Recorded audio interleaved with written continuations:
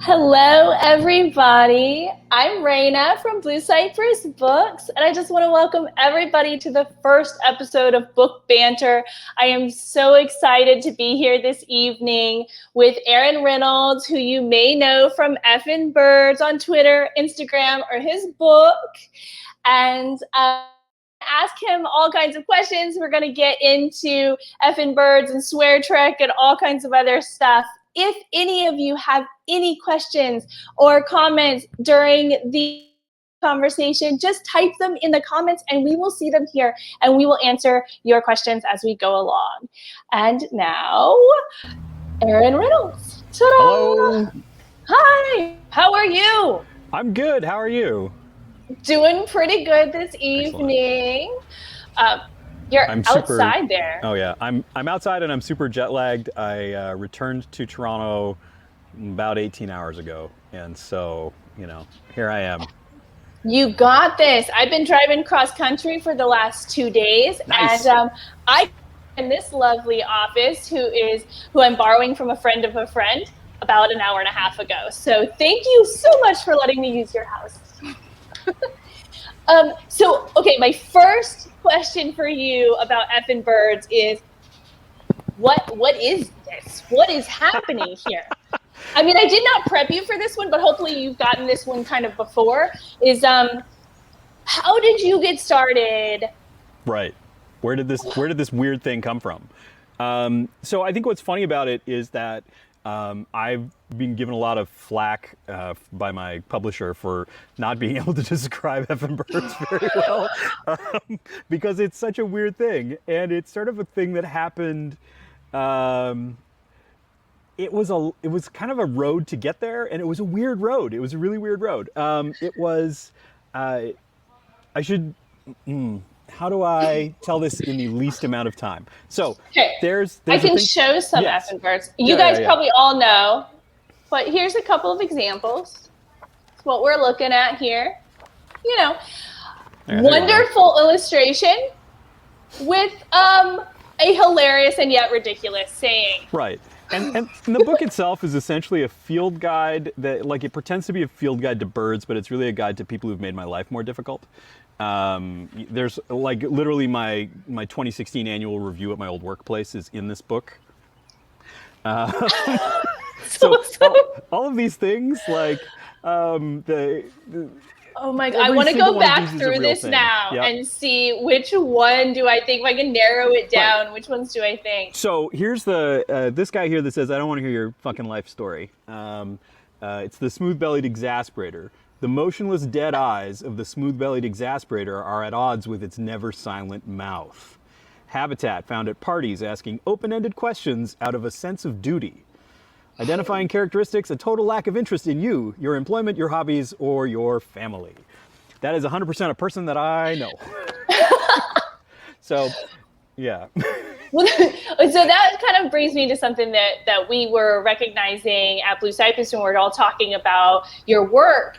And it looks like you are inspired from an office workplace. Is that? Yes. I worked for 12 years? Somewhere between 11 and 12 years for a very, very large technology company. And it was a really great place to work for 9 of those years, and it was really exhausting for the last 2 or 3. And Effin Birds on Twitter, and actually originally Swear Trek on Twitter, were my coping strategy. This was how I was getting out all of my feelings, because rather than having a negative emotion and holding on to it or being frustrated by it or whatever else, I would say, I would take this negative emotion and I would write it down and I would make something out of it that people really liked. And, ultimately when it came to Effin Birds, it was, I'd have this negative emotion that somebody would, do something awful to me and I would be angry. And then I would say, oh, I can use this. And then I would make money on it.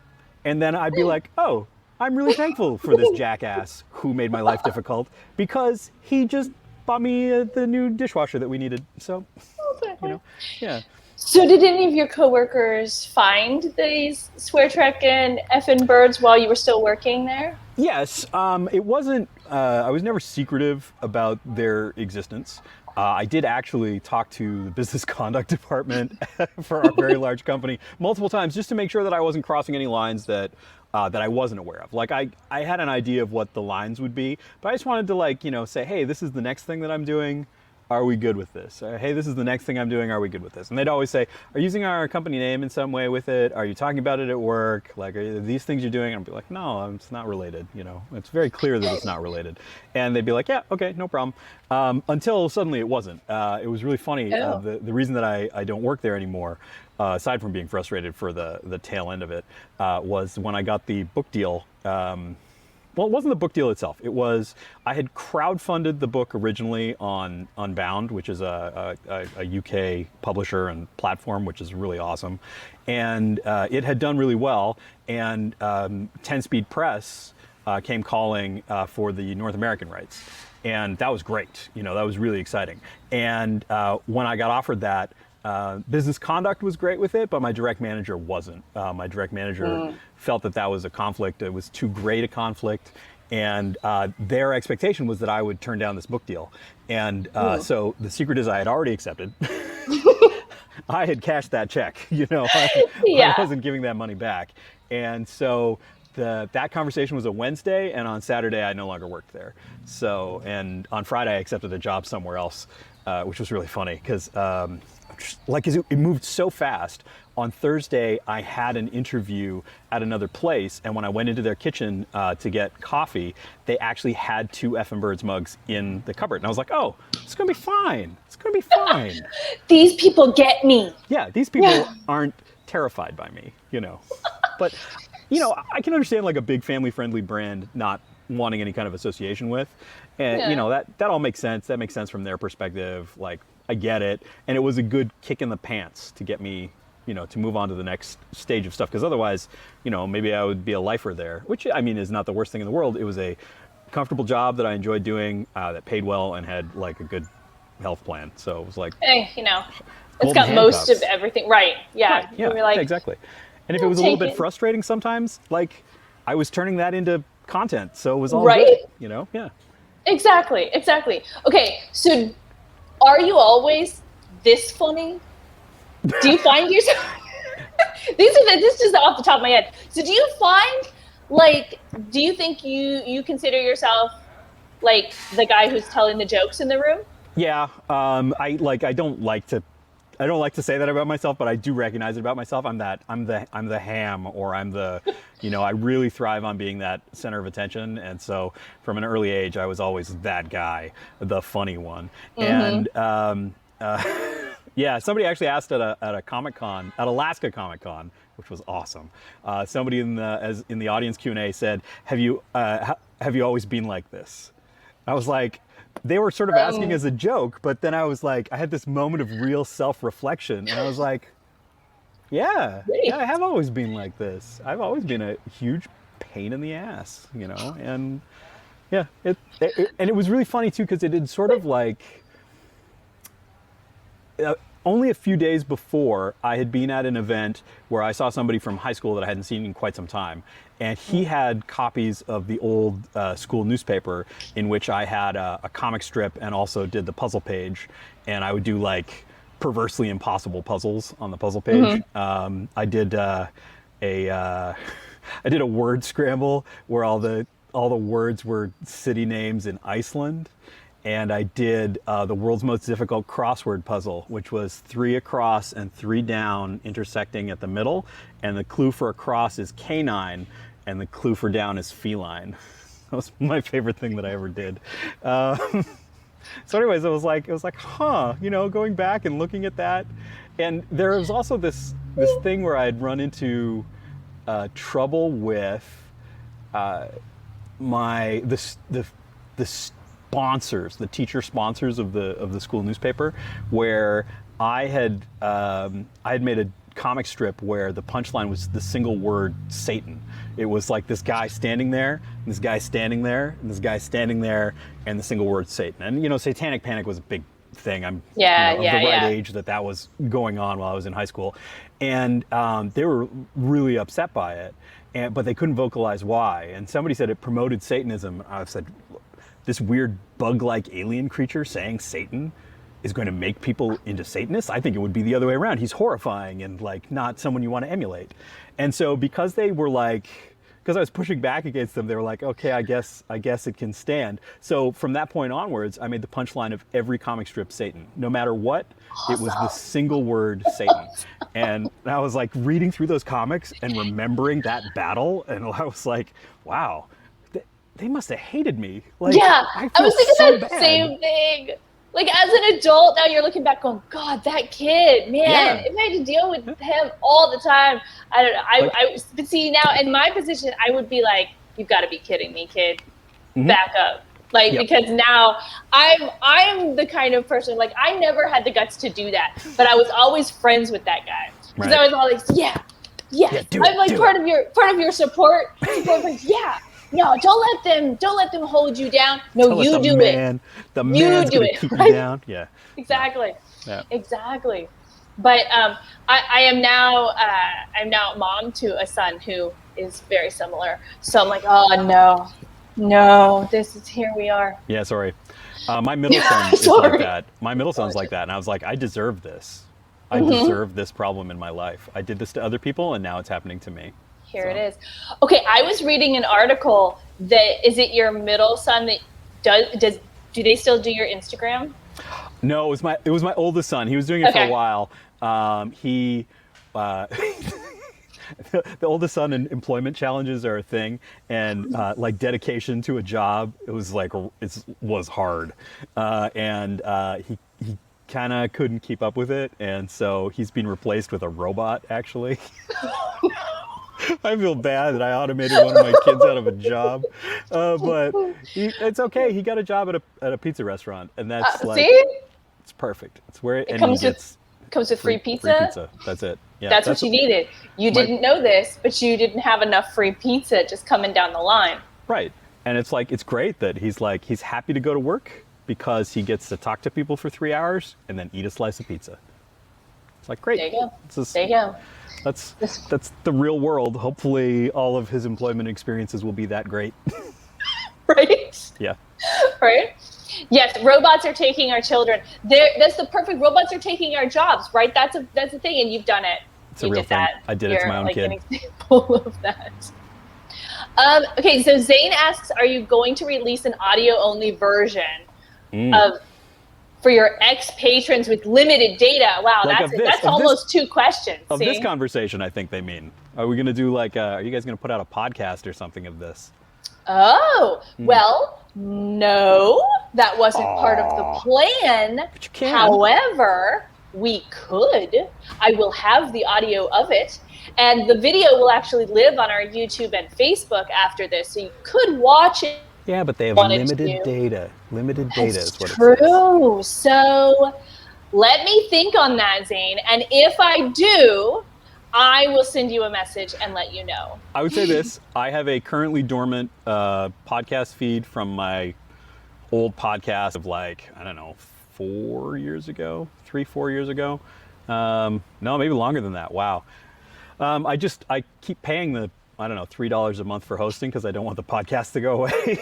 Right? Like all the old episodes, but I mean, I can stick it up there. It would fit in perfectly if you guys want to do that. Oh yeah, there you go. See, we'll do that. I have never considered that, so I actually thank you very much, Dean, for bringing that up because it would be easy enough to do because we have the content right here. Here we are.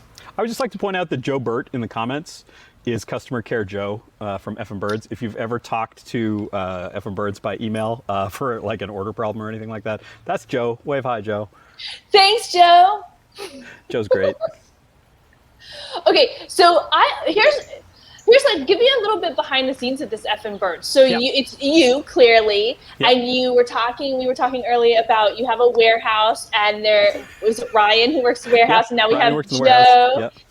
Who's your customer service? What's your team? You have a little indie business here. Yeah, I'm really surprised. How many people are on your team? Yeah. So the thing is, like, when I started making rude jokes on the internet, I did not think that I would be an employer, you know? But currently I have, let's see if I can count these all off here. Joe, who does customer service, Nick, who runs the web store. You never want to get into emails with Nick, and that's why his email address is not public. We have Ryan, who does the warehouse. We have Michelle, who does the newsletter that comes out on Fridays. She does the news curation and writes the newsletter. I write the jokes, and she finds all the stuff to go with them in the news. It's great. If you are not subscribed, go to newsletter.effinbirds.com and sign up. That's plus me. That's 5 that work directly. I'm forgetting somebody, of course, and I'm going to be really upset at myself. I have my friend Noel, who I've known for forever, does a little development work here and there for me. So he's, I guess, a part-timer. And I actually I got Chrissy. How did I meet Chrissy? I think at a Comic-Con? I don't know. Chrissy's like an internet person that I met somewhere. But anyways, she is now curating bat labels, which is the first thing that I did that was a big hit on Twitter. And so it was like, I got to a place where I don't have time to do it. And I had let it be dormant for a while. And then I felt bad because people were always like, when is bat labels coming back? And so now Chrissy's in charge of bat labels. So that's, yeah. I think There you go. That's six. That's super exciting. Oh wait, I have one more person. I have Toby, who makes sure that no evil shit's going down in the Facebook comments. That's very important. That's actually a horrible job that I don't want to do. And that's like literally every person who works for me does a horrible job that I don't want to do. That's kind of like the as soon as I'm like, oh yeah, shipping stuff? I don't want to do that. You know, running a web store, I don't want to do that. Who can do this? I just want to write jokes and pick out bird pictures. Right. I want to write the jokes. That's what I want to do. So, you know, that's why. I love it though. That's what being the boss is all about. Yep. It's a weird little industry. Christopher says this is a great opening act for an online concert. He's watching in 42 minutes. That's great. Who are you watching? Yeah, what's the concert? Yeah, there's a little bit of a delay, so we'll have to give Christopher a minute to get back with us. Yeah. But excellent. I'm an opening act. I'm sure you've been an opening act before. Yeah. You're like, maybe, I don't know. No, I mean, I've done, in my old job, I did a lot of talking and sometimes talking on a relatively large stage, which was weird. No, it wasn't weird. I was good at it, you know. You're like, it seemed weird. Why are they asking me to do this? Why am I here? Yeah, oh, and okay. I'm like, oh, because I'm the guy who talks all the time. That's me. Yeah, that's me. Yeah, that's how I end up in a lot of these jobs, because somebody comes up with a good idea and I go, well, I'll be on camera, and here we are. Amazing. Exactly. All right, so I'm going to ask you a question. So the booksellers at the bookstore, we all came up with a few questions. So I'm going to ask you those. We'll get started on that. So Elizabeth and Leanna. Elizabeth's our owner. Leanna is our manager. And they kind of got together. I wanted to ask you how you stay creative in your profanity. Yeah, I think that one of the great things about being a human being is that you will always find something to frustrate or anger you. There will always be something horrible that happens to you at some point. And so I just like continue to experience life and then write down how I feel about it. And usually in a little note on my phone that I think if anybody looked at it who didn't know what I did or who I am, if somebody just opened that note, they would think I was a serial killer or something like that, or, you know, some truly deranged individual. But yeah, whenever I have like any kind of negative emotion, I write it down. And then later, much later, when I'm A-okay to laugh at all of these things, I sit down and I start looking at that list and I start looking at pictures of birds. And I just sort of like, they just sort of like magically like, oh, this is how this bird felt about this guy who cut me off in traffic. There you go, you know. So yeah. How many pictures of birds do you have like Jesus. do you have like a file that you just scroll through until one jumps out at you? Oh yeah. I have, so, you know, part of part of this that I did not expect was like that there's a huge amount of art prep involved in it. And so I will sort of like work through materials, and as I'm working through it, I'll start highlighting ones that immediately like jump out at me as having a specific emotion attached to them. But then I'll end up with a pile of like, here's a folder with 300 birds in it, and I'll just open it up and I'll just start popping open those birds with that list beside it until I find, you know, something that's simpatico. And so it's like a really weird, like two-sided thing. There's bird art production day, and then there's writing jokes day, and they're like, they don't really cross, you know?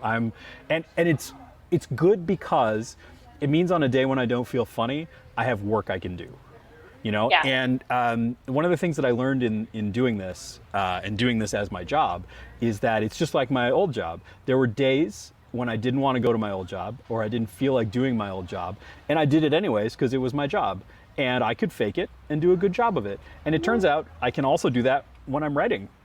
It's weird, you know? Yeah. Like, you know, that's sort of like, oh, you have to be in the right mood to be creative. Like, maybe you don't. Maybe you just have to go do it, you know? And so that's been a strange lesson for me. But I do give myself the space when I don't feel funny, or when I feel like the jokes aren't working. It's like, great, I'm gonna go work on bird art for a while, and then I'll come back to this after.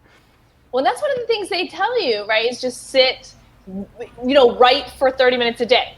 Yep. Or do whatever your art is, just sit down and plug it out for 30 minutes. Yep. And you know what? Maybe today sucks. That's fine. But you're working through it, and you're continuing to go, and there'll be a little piece from this and a little piece from that. And on day 3, you're like, I got something. Hey, you know what? Sometimes when you're having a day where you think your work sucks, sometimes it's actually that you're in a bad mood and your work is perfectly fine, and it's just your mood that sucks.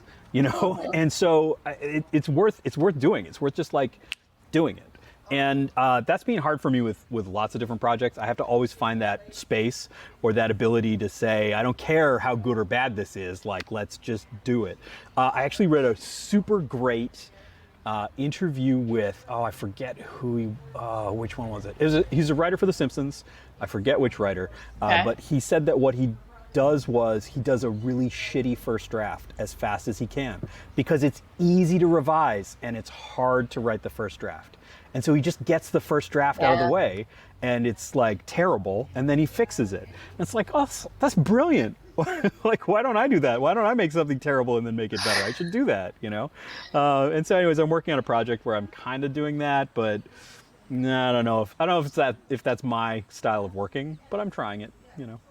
Well, and so much of the time that is what holds you back. You hold yourself back because you get a little bit in and you know this is bad, and then you get just overwhelmed with it being, you know, and everything snowballs, and then you never finish it.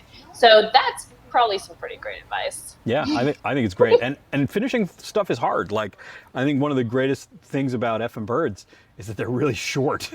You know, and I can finish a lot of them fairly quickly. And so, you know, even that though, finishing the book itself was hard. I think I missed the deadline on the book by almost 3 months.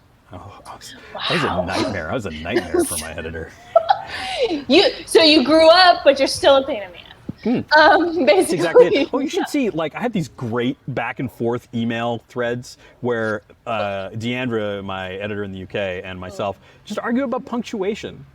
I'm like, you know, fuck those commas. I don't want them there. They're not supposed to be there. That's not the cadence of this. It should not have that punctuation. One time she emailed me, do you hate question marks? And like, I mean, I do hate question marks. I hate them if it's a sentence that shouldn't have your voice go up at the end. Right. You know, if it's a sentence that should be read as a statement, there's no question mark there. Even if grammatically there should be. John Schwartzwelder, thank you, Evan Brady. Yes. That's who it was. That's good. Yeah, that was a really great tip, and it blew my mind, and I loved it. So Kate Boothman is who Christopher's going to go see. I don't know who that is. Are they awesome? I don't either. I'm going to Google after. I know, and we're going to say that she's awesome because, I mean, Christopher likes her, so clearly she's got that going for her. I really liked, and again, I don't remember who said it, but some musician said that, like, every song is somebody's favorite. You know what I Yeah. mean? Yeah. So like even your song that you hate the most that you've made, somebody that's their favorite song. So everybody's awesome to I somebody, love and it's just a it. question of finding your fans. You know? Yeah, absolutely. Absolutely. It's all about finding your market, finding your people. Well, and I think that's one of the things about like judging like anything artistic. It's hard to really say good or bad. I mean, in some cases you can say good or bad, but like I think that there's like more like I like it and I don't like it, and that means somebody else can like it, And so I have a hard time with. Yeah, exactly. It's also subjective, says Scott. Yeah. Yeah, you just have to find your people. So let me see. We have other questions. All Yep. right. So my question actually was, what was your intention when you started Effin Birds? And Right. you kind of touched on that already, where you were kind of is an outlet for the frustrations in your workplace. But did you see this at all going anywhere Yep. where it has? Yep. So Like, what's really funny about it is Effin Birds is me taking the idea of Swear Trek, which got popular quickly, and making it something that was something I could make a living doing. Because I can't sell, Star Trek related merchandise. CBS is not into that. I would get sued so fast. But like looking at Swear Trek, I had a really good like session where I broke down what worked, what didn't, what I loved about the process, what I hated about the process, what was in the way of it being a job, right. And so I took that big list and I decided to address every piece of it. And that became essentially the first pitch for Effin Birds. And that pitch ended up being something that I presented to a big media organization who were struggling with their comedy brand on Twitter and reached out to me because of Swear Trek for ideas for their Twitter comedy brand. And they're iconic. Like I have a childhood love of the brand. It's one of those, but they struggle in the age of social media. And I mean, their offerings, like their TV offerings, are still good. It's just really specifically they're bad at social media, and so I gave them a bunch of pitches, and the one pitch that I gave them, which was the pitch I think they were looking for, which is Swear Trek, but with their entire like library of content back to the 1950s or whenever they started, and they liked that one, and that one ended up getting killed by lawyers, which is really sad, because they're like, well, how do you pay an actor royalties on a GIF on Twitter? It's like, well, I mean, yeah, especially when the show's from 1972. How do you figure that out? Yep. So that was sad that I didn't get to do that, but I would have enjoyed it. One of the other things I pitched them was essentially Effin Birds, a little more to their brand and not really bird related. And they hated it. They hated it so much.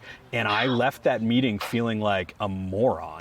And I kind of had this moment of like, am I bad at this? Right. Like, because these are professionals. And then I was like, these are professionals who are striking out hard on Twitter. So maybe what I should do, because I have all these other pitches that I think that they are sort of maybe interested in, maybe I just need to show them that I'm really smart. And so I made Effin Birds. I like literally, in the space of an afternoon, licensed like 20 gigs of bird stock art and started making Effin Birds, made the accounts and just started putting it out there on a schedule, with my goal being like, okay, in 2 weeks when we have a meeting again, I can say, hey, look, people, this gets good engagement. And by the time the 2 weeks had rolled around, it was more popular than their entire comedy brand. You're like, nope, this is mine This is now. mine forever. You don't get to have it. Yeah, so. You lost it. And this is a life lesson. Jump on it. When I think about like, it was like, I was going to get maybe $5,000 overall for like everything I would give them for a year for stuff. Or Effin Birds is my day job, so it's like. So how long did it take for Effin Birds to become your day job? That's a good question. It's hard to judge a little bit because the golden handcuffs of the old job kept me there, I think, a lot longer than they would have, and I wasn't treating it as seriously as I could, and I wasn't devoting as much time to it as I could because I was still working a 40-hour week, you know? But by the time I quit that job, I was comfortable with the income that was coming from Effin Birds, and that could have been, it was maybe 75% of what I was making at my old job. And so it was like, well, what do I do to like extend this so that I don't have any like new stress level about mortgage payments or anything like that, you know? So I don't like suddenly have to say, oh, kids, you know how you went to that nice camp last year? You can't go to camp this year. You know, I wanted to not do that. And so that was part of why I went and found another gig right away. But what was great about it is I went and found myself another gig that would both fill in the amount of money and also that I only had to work 3 days a week at, so that I could devote more time to, you know, to this. And I still do that other gig, but I do it maybe 1 to 2 days a week. And this is all the rest of it. And I don't need to do it. I do it because I like it. It's a fun gig, and I'm glad to have it, you know. And so, yeah. So I mean, it took a couple of years. I would say by the time the book contract came, which was about 2 years into it, it was on its feet, and it was in a place where I could have lived off it. But I mean, I have 3 kids. At the time I was living in Ottawa, so you know those things are expensive. Yeah. Yes, the children, they are. Kids cost a lot of money. Kids that play sports, my God. Thank God. You know, I'm glad for my parents that I hated playing sports, because, you know, that's why they got to go on nice vacations, because I didn't play sports. You get to buy uniforms and pads. Oh, can we just, like, literally 10 minutes ago, my oldest kid went by in his, like, Little League uniform that is like a friggin' professional level Major League Baseball uniform. It costs as much. It's like, oh. Yeah, but he doesn't have a sponsorship, so you have to buy it. I have to buy it. Yeah, no Chico's bail bonds here. But you know, that's. I did though. I did sponsor a bantam hockey team, which was like one of my favorite things I ever did. Yeah, they were called the Effin Birds, and I went to some of their games, and some of the parents. I had an Effin Birds jacket that I was wearing to see how it was. It was a product we were considering making. It was a bomber with a big embroidered Effin Birds logo on the back of it, and we ultimately had like some sizing issues with it, so we didn't put it into production. But I had my demo one, and I was wearing it around to see how it was, and somebody came over and looked at it and was like, Effin Birds, are you the reason why this team is called the Effin Birds? I was like, yes. And they're like, all the other kids get to play on Tim Hortons or Canadian Tire. Why does my kid got to play on Effin Birds? And I was like, because nobody else had $500? I don't know. No one else stepped up. I'm sorry. Exactly. Nobody else paid the bill. So like, you know, I got your kids some nice jerseys, damn it. There are, by the way, I made a few extras, and on Effin Birds, if you type in, on effinbirds.com, if you type in hockey in the search, you'll find the few remaining Effin Birds hockey sweaters. Very nice. Yeah. Very nice. You're still trying to get rid of those. Yep. I'm still trying to get rid of those. Yep. Yeah. But the kids can say my dad is Effin Birds. Yeah. It's weird to be at least slightly cool in an age where, you know, follower count means something to my kids. You know, I'm like, well, I got 250,000 followers on Twitter, so that makes me something. You know, makes me not nothing. Do they care? Do they care? A little bit. I think they were super into the French version of the book. Oh yes. Yeah, you have to show me the French version. Yeah, the French version is right over here. I have props. I have all my pile of props over here. Look at that. Yeah. So I have a French publisher, which is super weird. Actually, somebody sent me a picture on Instagram of them in the comic book, the Museum of Comics in France, buying a copy of my book in the gift shop of the Museum of Comics. And I was like, that's awesome. Like, I like that. I want to go visit the Museum of Comics and see my own book on the shelf. Like, that's hot. You know, I'm really into it. and you have these surreal moments again, like you're like, this is happening. That's me. Yeah. Well, it was really weird the first time. No, it was weird for the entire winter. When the book came out in Canada, Indigo, which is like our big chain of bookstores up here, it's like so essentially like Barnes and Noble. It's the same kind of like big, massive nationwide chain. They merchandised it on their their holiday humor table, and so I was there beside a book by Tina Fey and and an Aquafina book or something like that. And I was like, really? Like this is where I am. I'm between, like, these are both really good books and I'm here. Okay, I'll take it. You're like, okay, if you're sure, you guys are the experts. This is where it belongs. Okay, good. That's exactly it. That's exactly it. Well, I think that there was this super weird moment where for 2 weeks I was the best-selling book by any Canadian author not named Margaret Atwood. That's a wonderful statistic. Right. Like, that is very special. But I think the best part of that is that it put me at number 3. Because number 1 was the Testaments, and number 2 was a reprinting of The Handmaid's Tale. Of course it was. Number 3 was me. But hey, I'll take it. Best-selling Canadian author not named Margaret Atwood for 2 full weeks. I'll take it. Do you have a plaque? You need a plaque. I would hang that proudly on my wall. Yeah. And it has to say it just like that. I think the hard part is if I make a plaque for me, it doesn't count. That's how I feel about it. I did get a Webby Award. Oh, I should have brought that down. It's a big, weird spring-looking thing, but they actually it's like a legit trophy and stuff like that. And so I was like, oh, this is ostentatious. This will irritate everyone in my family. I'm going to display this proudly. It's been fun, and that's recent, right? 2020. Yeah. So 2020 and 2021. In 2020, thank you. I was an honoree, which is like. They don't put you in the running for the award. They just say you were good. You know what I mean? You're not going to win, but we like you anyway. But we like you, so we want to give you something. Right. It's like the jury award at the Cannes Film Festival or whatever else. It's like one of those. And so for social media humor, I got I was an honoree in 2020. And then in 2021, I won I just straight up won social media weird. That's my category. Is that weird. Social media weird? Social media : weird. That's on the trophy. Aaron Reynolds, Effin Birds, social media : weird.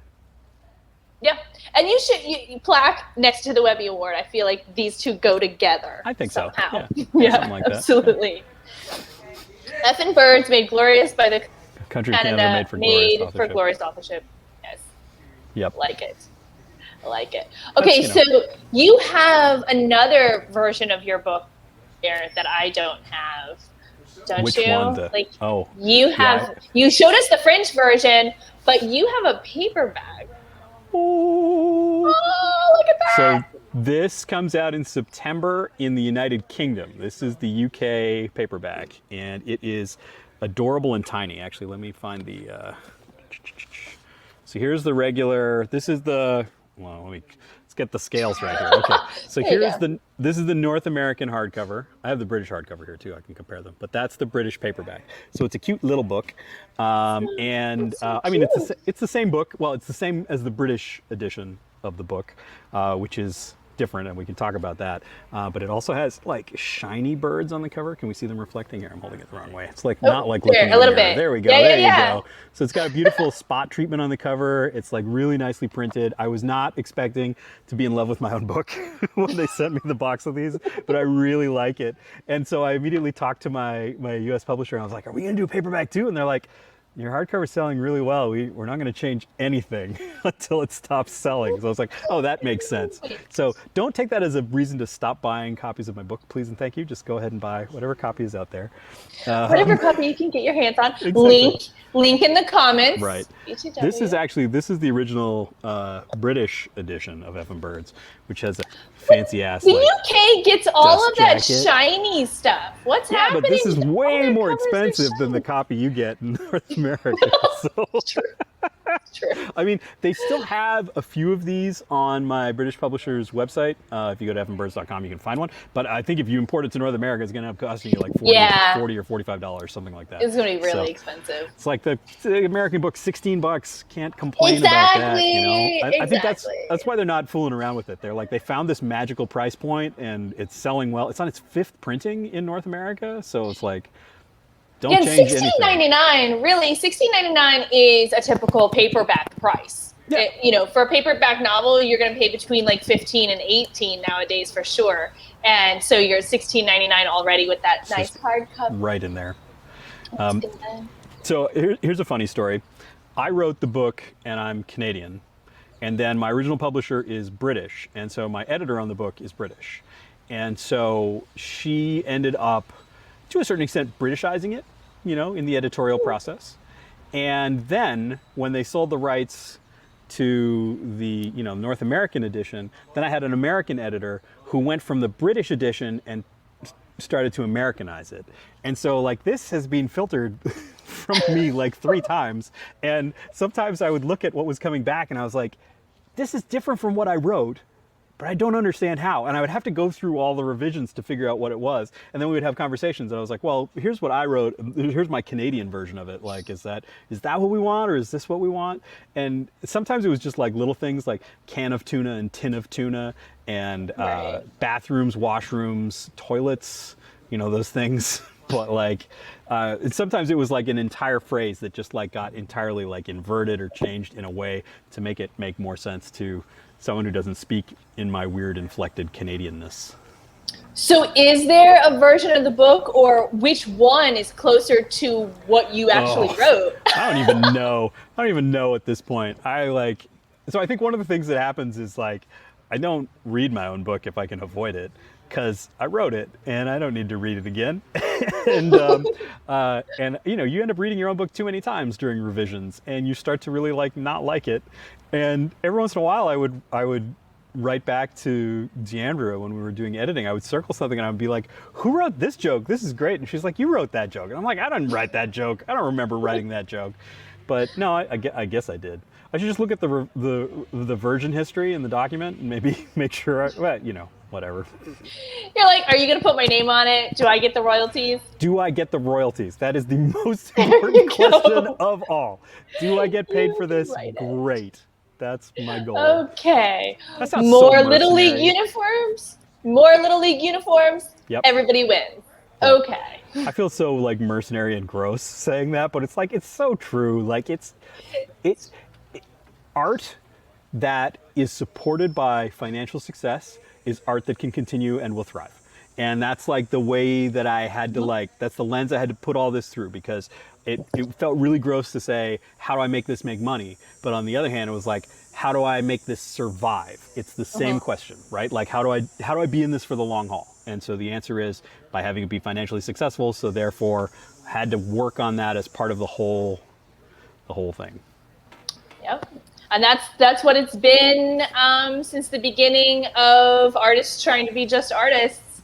You needed a patron to keep paying you money or letting you live there so that you can keep hiding out in your room and writing piano concertos. Exactly. Yeah. And I'm sort of glad that I'm in a place where, there's enough people who like it that I can, concentrate on doing it and doing it well and making the most of it. I think that's awesome. Well, it's working out so far. It's working. So thank you. Good job. All right, I have one last question. This one's from Jody.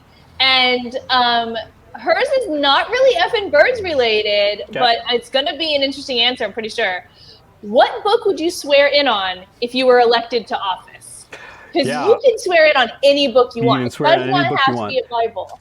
And my first thought was like the real asshole answer, which is, I'd swear in on my own book.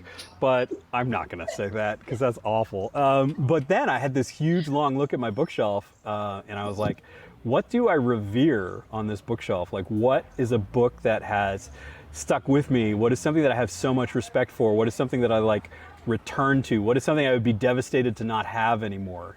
And so I ended up pulling off of my shelf Jane Campion's Screenplay for the Piano, which I saw the movie The Piano in, I don't know, what is it, 93, 94, 92? First published in Great Britain in 1993. So in 1993, I saw the movie, left the theater, walked to the bookstore. This was sitting on the shelf, and I was like, yes, I must have it. And it's a book of a movie, but it's actually like, it's magnificently written. It is so like evocative of place and of personality in so few words. Like, it is spare and lean and really beautiful, and I love everything about The Piano. And so this is I would swear on my screenplay of The Piano. That's what I would do. I love it. And I've had this copy of this book since 1993, and it's in surprisingly good shape for a book that I have read multiple times, because I sometimes hurt books. I don't mean to, it just happens. It happens. I think if you love a book, you can see it. You can see it. And Nigella Lawson, the chef, yep. she talks about that, like, and she's talking about it specifically with cookbooks, but like, don't worry about it. Spill a little spaghetti sauce on it, you know, get salted. That means you used it. That means you loved it. You know, and I feel the same way about books that you're just reading. Like, I often, you know, you get spots on it. I've got like, I'll eat chocolate a lot while I'm reading, and you're not paying attention, and so I've got chocolate on a lot of books. I have some blood on some books. Like you get a paper cut, and I'm just going along, and I didn't even notice until, oh crap, what's on my book? Oh my god, my thumb's bleeding. Like my thumb's bleeding. Like, I can never trade this one at the used bookstore. Okay, that one lives with me forever now. It's DNA. Right? Exactly. Oh, okay. We have a few questions. A few questions, please. Why birds? Yeah, why birds? So I think what was really funny is birds were, because as I was trying to figure out how to do this joke without that other company's brand or content, I got a spam email that advertised this package of stock art of woodcuts of birds, and the image they used in the ad was this owl. And if you've seen the owl that's on the fuck off with that shit pin, that's the one. And he was just looking at me, and I was like, this owl is so upset and angry. He's iconic. He's the profile picture for the account. And so it was just because of the spam email. It was the best spam email I ever got. And so that's why birds. I'm not much of a birder. I like to say I don't know shit about birds, but that's not true. I've learned a lot about birds doing this. But I like to pretend that I know nothing about birds, because it especially irritates people who are overly serious. Oh, we have a visit from my cat. Hold on. Come here. Come here, you. Come here. What you doing? There you go. This is Marley. He's not going to participate, are you? You going to be a pain? You came over to see me, what you don't want to... There you go. All right. Thanks, cat. He's gone. And out. And out.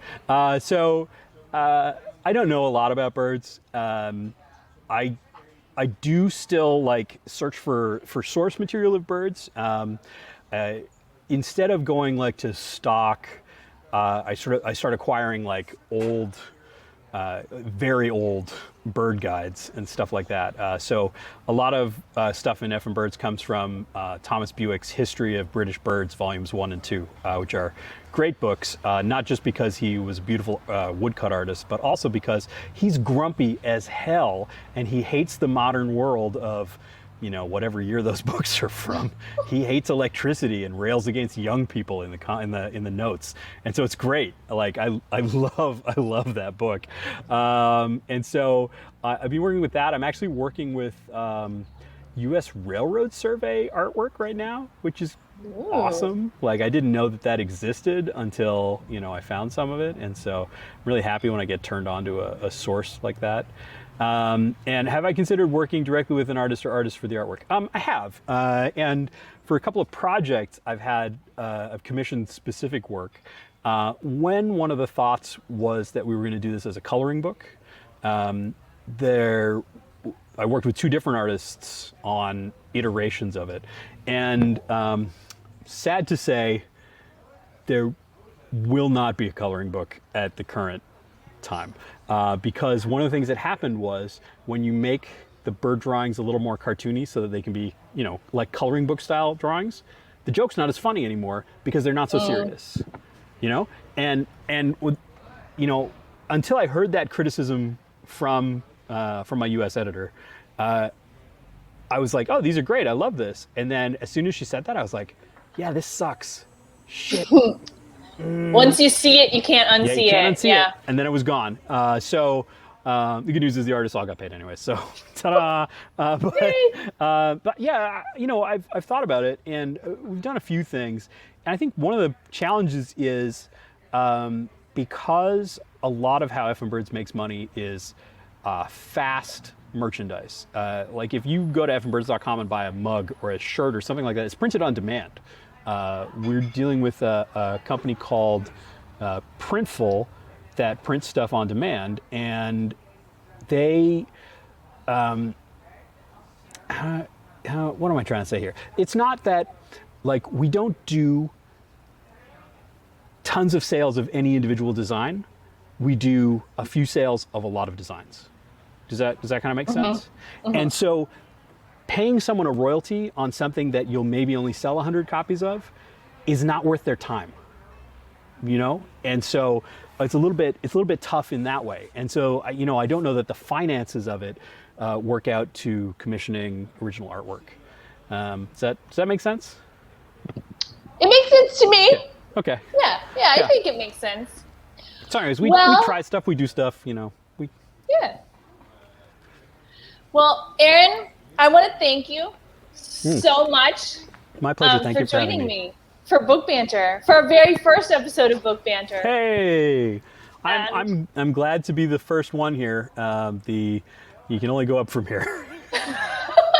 I don't know about that. I don't know about that at all. I don't know that everyone would agree with you, but I do appreciate. Did you see Cormac McCarthy's tweets this week? They were all gold. That guy. Yeah, I'll ask him and see how that works out. You never know. Yeah, sure. You know what? When I sent you a message, I was just like, I'm just gonna throw this out here and see if the Effin Birds guy will answer. Yes. And you didn't for 5 months, but then you did. Yeah, then I did. I'm the worst. First of all, I'm the worst. But second of all, and and again, being totally mercenary, I have a new book coming out in October. I know, and I'm gonna put a link to that in the comments as well. Yes, please. So you guys can pre-order it now. Yep. Save it. If you go to the website, if you go to Blue Cypress Books, you can get Effin Birds. We will mail it anywhere around the world for you, and you can pre-order Greetings from Effin Birds on our website, and as soon as it comes out in October, we will ship it to you wherever you are. And I'm going to work on getting some book plates from Aaron, so hopefully we'll have some signed book plates pretty soon. If you want to wait for a signed one, call us or put it in the comments when you place the order online, and we will hold it for you and get you a signed book plate. It was really depressing to not be able to go to stores and sign books for the last 18 months. And so the solution to that was printing 2,000 beautiful book plates with the Effin Birds coat of arms that I can sign and send to bookstores so they have, signed copies of the book. So, and it's been wonderful. A silver lining of COVID is getting to do events just like this and getting to talk to you and work with indie books that you may never have gotten to before because you're way up there in Canada and we're way down here in Florida. And the border is closed. Again? Yes, I think. Yeah. So thank you everybody who tuned in, everybody who asked questions, everybody for being Book Banter and joining in. And Aaron, once again, I just want to thank you for being with me here tonight. Thank you so much for having me. All right. Hey, everybody.